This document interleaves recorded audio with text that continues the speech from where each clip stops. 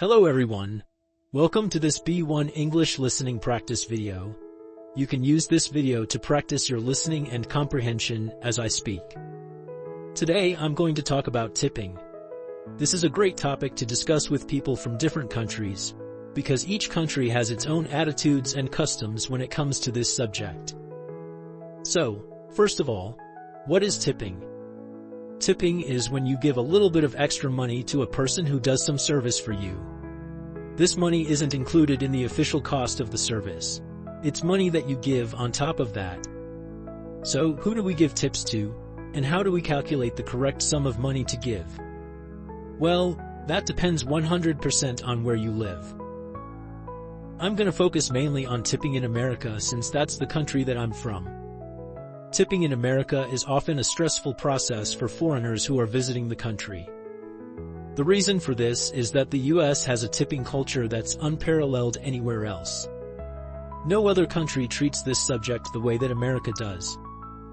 Let's talk about restaurants in the US, which is the primary place where people tip. In the past, like when I was a kid, it was standard practice to leave a 15% gratuity. Gratuity, by the way, is a fancy word for tip. So most people left a 15% gratuity when they ate at a normal restaurant. If the service was exceptional, then maybe you'd give a little more. But if the service was normal, then 15% was the standard. Now, fast forward to today, and 15% is barely even acceptable at many places. Sometimes when you pay by card in certain establishments, you'll have to use a touchscreen to choose the amount that you want to tip and then sign it. Well, sometimes this screen doesn't even give you the initial option to tip 15%. It will say 18%, 20%, and 22%, or something like that. If you want to choose a different amount, then you'll have to select that option and type in the amount. They pressure you into tipping at least 18%. I think this is crazy. I think 15% is perfectly fair, and we shouldn't feel bullied into giving more. But it seems like most of the country is happy to fork over 18% no matter how the service was, and so 18% has become the new norm. In other countries, most people do not tip 18%. In Mexico, for instance, tipping 10% is normal, and in some countries tipping at restaurants isn't even a big thing. But in the US, if you choose not to leave a tip, the waiter will come up to you and ask you what the matter is. It's simply unacceptable not to leave a tip, even if the service was below average. It might not be a law, but it sure feels like one. Aside from restaurants, it's also common for Americans to leave tips for other services. If you get your hair cut, you'd better leave a tip for the barber.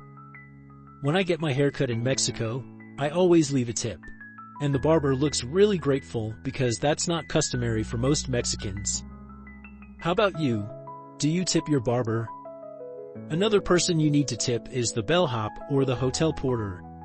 This is the guy that helps you with your luggage when you're checking in and out of a hotel. And one other hotel worker that Americans tip is the maid. Some non-Americans might be surprised to hear this, but it's true. Americans usually leave a tip for the housekeeper at the end of their stay at a hotel.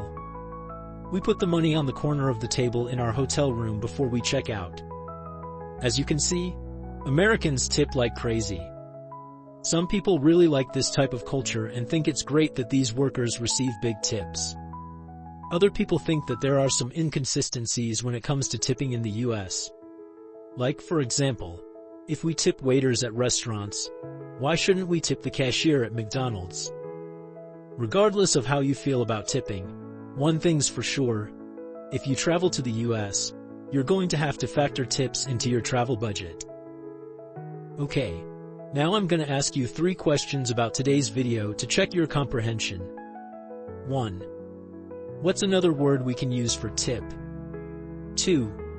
What's one type of worker besides waiters that Americans leave tips for? 3. Where do we leave the money when we tip maids at hotels? Leave a comment and answer the questions. I'll see you next time. Follow my channel and explore a world full of amazing surprises.